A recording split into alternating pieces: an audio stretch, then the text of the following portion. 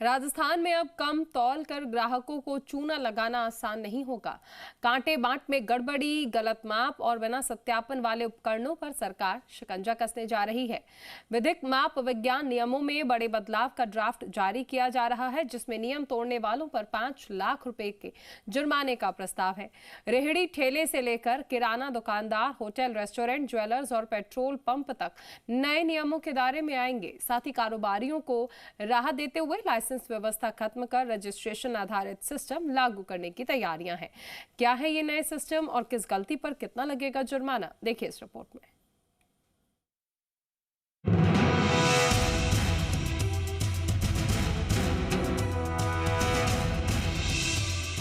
ग्राहकों को कम तौल कर सामान देने, गलत माप उपकरणों का इस्तेमाल करने और बिना सत्यापन वाले कांटे बांट से कारोबार करने वालों पर अब शिकंजा कसने की तैयारी है। राज्य सरकार ने राज्य विधिक माप विज्ञान प्रवर्तन नियम 2011 में संशोधन का प्रारूप जारी कर सुझाव और आपत्तियां मांगी हैं।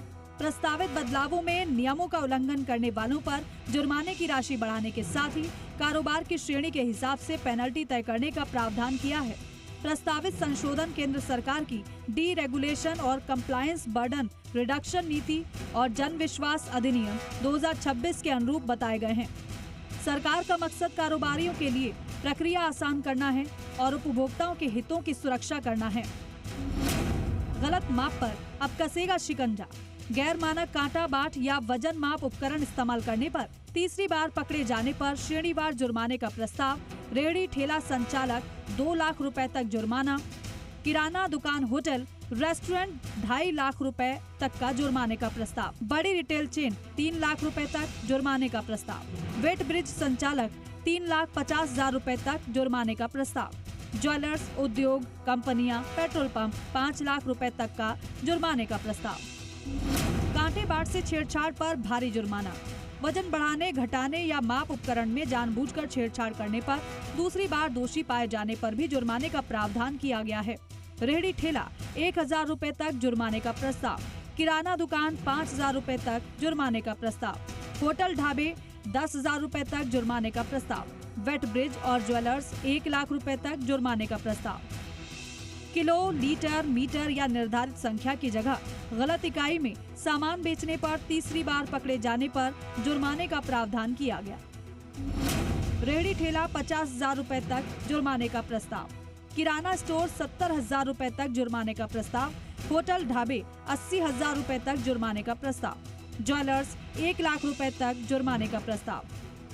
बाट माप उपकरण बनाने, मरम्मत करने या बेचने का काम बिना पंजीकरण करने, गलत जानकारी देने पर तीसरी बार दोषी पाए जाने पर 3,50,000 रुपए तक जुर्माने का प्रावधान प्रस्तावित है।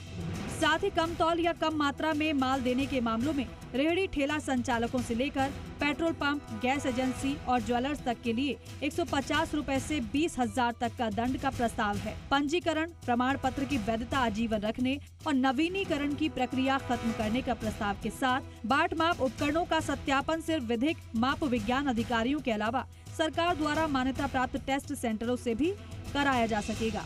साथ ही सत्यापन शुल्क उपकरण के मूल्य का 5% या अधिकतम 10,000 के आधार पर तय करने का प्रस्ताव रखा गया।